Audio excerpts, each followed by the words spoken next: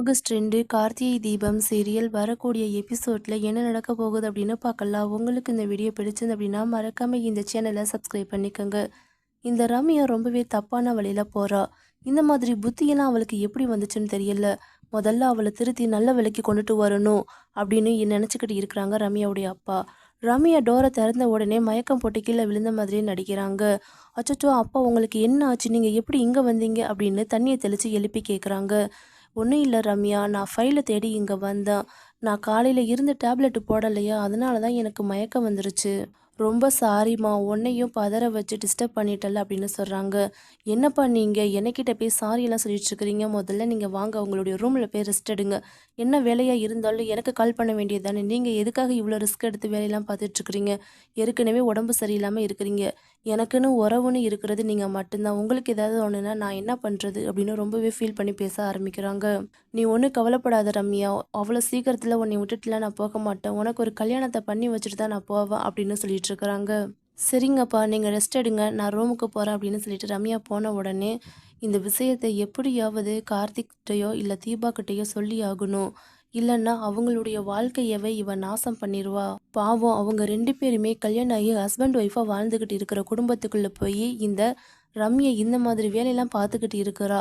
இதெல்லாம் நல்லதுக்கே இல்லை. முதல்ல கார்த்திகை தனியாக மீட் பண்ணணும், இல்லைன்னா தீபா கிட்ட இந்த விஷயத்த சொல்லணும் அப்படின்னு முடிவு எடுக்கிறாங்க. ரம்யா அவங்களுடைய ரூமுக்கு போகிறாங்க. கார்த்திக் கூட இவங்க சேர்ந்து நிற்கிற மாதிரி டூப்ளிகேட் ஃபோட்டோவை எடுத்து ரொம்ப சந்தோஷப்பட்டுக்கிட்டு இருக்கிறாங்க.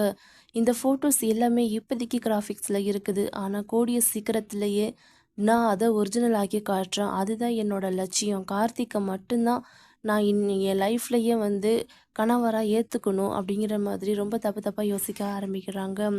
இன்னொரு பக்கம் தீபாவுடைய வீட்டில் எல்லாருமே வந்து கல்யாணத்துக்கு தடபுடலாக ரெடி ஆகிட்டு இருக்கிறாங்க. வேலைகளும் ரொம்பவே வந்து விமர்சனமாக நடந்துக்கிட்டு இருக்குது. இந்த கார்த்திகை நம்ம எப்படி தான் லவ் பண்ண வைக்கிறது? அவர் கேட்ட மாதிரி குல்ஃபி ஐஸும் வாங்கி கொடுத்தாச்சு. இப்போ மோதிரத்தையும் போட்டாச்சு. நம்ம இன்சில் வச்ச மோதிரத்தை கொடுத்ததுனால அதை பார்க்க பார்க்க நம்மளுடைய ஞாபகம் அவருக்கு வருமா வராதா, எதுக்கு நம்ம கேட்டுருவோம் அப்படின்னு சொல்லிட்டு தீபா ஃபோன் பண்ண மெசேஜ் பண்ணுறாங்க. என்ன கார்த்திக் சார், இப்போவாது என் மேலே உங்களுக்கு லவ் வந்துச்சா இல்லையா அப்படின்னு கேட்குறாங்க. என்ன எல்லாத்தையுமே வந்து பக்காவாக பிளான் பண்ணி செஞ்சுக்கிட்டு இருக்கிறீங்க. அந்த ரம்யா ஒன்று இந்த மோதிரத்தை வாங்கிட்டு வரல. நீங்கள் தானே அந்த மோதிரத்தை வாங்கிட்டு வந்து எல்லோரும் முன்னாடியுமே கொடுத்து போட சொன்னீங்க. அதெல்லாம் எனக்கு தெரியும். ஐயோ, எப்படி தான் இதெல்லாம் கண்டுபிடிக்கிறீங்களோ தெரியல. அப்படியே கேமரா வச்சு கண்காணிக்கிற மாதிரியே கண்டுபிடிக்கிறீங்க. எப்படி தான் நான் உங்ககிட்ட வந்து சர்ப்ரைஸ் பண்ணுறதுனே தெரியலை அப்படிங்கிற மாதிரி தீபா வந்து சொல்கிறாங்க. இதெல்லாம் ரொம்ப சீப்பான விஷயம். இதெல்லாம் வந்து நீங்கள் ரொம்ப வந்து ரிஸ்க் எடுத்தெல்லாம் செஞ்சிட்ருக்கிறீங்க. இது எல்லாருமே வந்து கண்டுபிடிச்சிருவாங்க. வேணும்னா உங்கள் அன்னிக்கிட்டேயோ இல்லை மீனாட்சி அண்ணிகிட்டயோ கேட்டு பாருங்கள். இந்த பிளான் பக்காவாக நீங்கள் போட்டதுன்னு அவங்களே சொல்லுவாங்க. சின்ன பிள்ளைத்தனமாக பிளான் போட்டுட்டு எதுக்காக நீங்கள் இப்போ வந்து என் மேலே வந்து லவ் வந்துருச்சா அப்படின்லாம் கேட்டுட்ருக்குறீங்க. இன்னும் நான் உங்ககிட்ட இன்னும் அதிகமாக பெருசாக எதிர்பார்க்குறான். அந்த மாதிரி ஏதாவது என்னை இம்ப்ரெஸ் பண்ணுங்க. அதுக்கப்புறமா உங்கள் மேலே காதல் வந்துச்சா வரலையா அப்படிங்கிறத நான் வந்து சொல்கிறேன் அப்படின்னு சொல்லிட்டு ஃபோனை வச்சிடுறாங்க. ஐயோ, இவரை நான் எப்படி தான் இம்ப்ரெஸ் பண்ணி என் மேலே காதல் வர வைக்கிறதுனே தெரியலையே.